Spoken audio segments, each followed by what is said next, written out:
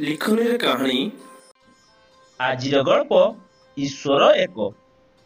ଦିନେ ଆକବରଙ୍କ ଦରବାରରେ ପ୍ରଶ୍ନ ଉତ୍ତର କାର୍ଯ୍ୟକ୍ରମ ଚାଲିଥାଏ। ଆକବର ବୀରବଲଙ୍କୁ ପଚାରିଲେ, ମୁଁ ତ ହେଉଛି ଏକ ମୁସଲମାନ, ମୁଁ ଆଲ୍ଲାହଙ୍କୁ ପ୍ରାର୍ଥନା କରେ। ତୁମେ ଜଣେ ହିନ୍ଦୁ ହୋଇଥିବାରୁ ତୁମ ଧର୍ମ ଅନୁସାରେ ଦେବାଦେବୀଙ୍କୁ ଉପାସନା କର।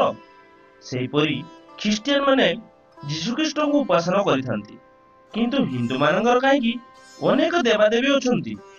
ଆକବର କଥା ଶୁଣି ବୀରବଲ କହିଲେ, ମହାରାଜ, ଈଶ୍ୱର ହେଉଛନ୍ତି ଏକ, କେବଳ ସେମାନଙ୍କର ନାମ ଅଲଗା ଅଲଗା। ଆକବର କିନ୍ତୁ ବୀରବଲଙ୍କ କଥାରେ ଏକମତ ହେଲେ ନାହିଁ। ଏହାପରେ ବୀରବଲ ପାଖରେ ଠିଆ ହୋଇଥିବା ଜଣେ କର୍ମଚାରୀଙ୍କୁ କହିଲେ, ତୁମେ ତୁମ ମୁଣ୍ଡରେ କଣ ପିନ୍ଧିଛ? କର୍ମଚାରୀ ଜଣ କହିଲେ, ମୁଁ ଏକ ପଗଡି ବାନ୍ଧିଛି।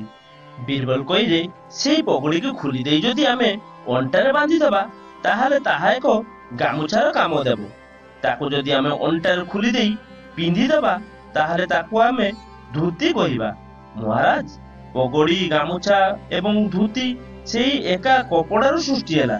ଗୋଟିଏ ଜିନିଷ ତାକୁ ଆମେ ଭିନ୍ନ ଭିନ୍ନ ରୂପରେ ପରିଧାନ କରୁଛୁ ଓ ତାର ଭିନ୍ନ ଭିନ୍ନ ନାମକରଣ କରିଛୁ। ସେହିପରି ଜଳ ପ୍ରଥମେ ବାଷ୍ପୀଭୂତ ହୋଇ ମେଘଖଣ୍ଡରେ ପରିଣତ ହୁଏ, ତାହାକୁ ଆମେ ବାଦଲ କହିଥାଉ। ଏହା ଯେତେବେଳେ ପୃଥିବୀ ପୃଷ୍ଠକୁ ବର୍ଷିଯାଏ ତାକୁ ଆମେ ବର୍ଷା କହିଥାଉ।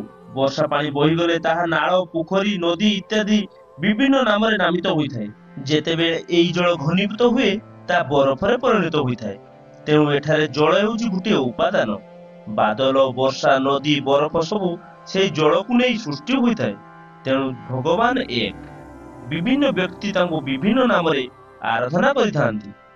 ଆକବରଙ୍କର ପ୍ରଶ୍ନର ସଠିକ ଉତ୍ତର ଦେଇ ବୀରବଲ ପୁଣି ଥରେ ଆକବରଙ୍କ ହୃଦୟ ଜୟ କରିପାରିଥିଲେ। ଦର୍ଶକ ବନ୍ଧୁ, କ୍ଷୁଦ୍ର ଗଳ୍ପ ସାହାଯ୍ୟରେ ଆପଣମାନଙ୍କୁ ଏଣ୍ଟରଟେନମେଣ୍ଟ କରିବା ଏହା ମୋର ଛୋଟିଆ ପ୍ରୟାସ। ଯଦି କୌଣସି ଉଚ୍ଚାରଣରେ ଭୁଲ ଥାଏ ତାହେଲେ ମୋତେ କ୍ଷମା କରିଦେବେ। ଲେଖନୀରେ କାହାଣୀ ଗଳ୍ପଟି ଆପଣମାନଙ୍କୁ ଭଲ ଲାଗିଥିଲେ ଭିଡ଼ିଓଟିକୁ ଲାଇକ୍ କରିଦିଅନ୍ତୁ, ସେୟାର କରିଦିଅନ୍ତୁ ଏବଂ ଗଳ୍ପଟି ଭଲ ଲାଗିଥିଲେ କିମ୍ବା ଖରାପ ଲାଗିଥିଲେ ଆପଣମାନେ କମେଣ୍ଟ ଦ୍ୱାରା ଆମକୁ ଜଣାନ୍ତୁ।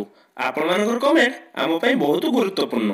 ଦର୍ଶକ ବନ୍ଧୁ, ଏମିତି ଭଲ ଭଲ ଗଳ୍ପ ଶୁଣିବାକୁ ଚାହୁଁଥିଲେ ଚ୍ୟାନେଲଟିକୁ ସବସ୍କ୍ରାଇବ କରିଦିଅନ୍ତୁ ଏବଂ ପାଖରେ ଥିବା ବେଲ୍ ଆଇକନଟିକୁ ଦବାଇ ଦିଅନ୍ତୁ, ଯାହାଫଳରେ ଭିଡ଼ିଓର ପ୍ରଥମ ନୋଟିଫିକେସନ ଆପଣ ପାଇପାରିବେ। ଦର୍ଶକ ବନ୍ଧୁ, ପୁଣି ଆଉ ଥରେ ଦେଖା ହେବ ଲେଖନୀର କାହାଣୀରେ ଆଉ ଗୋଟେ ଅଧ୍ୟାୟରେ। ସେ ପର୍ଯ୍ୟନ୍ତ ରହୁଛି, ନମସ୍କାର।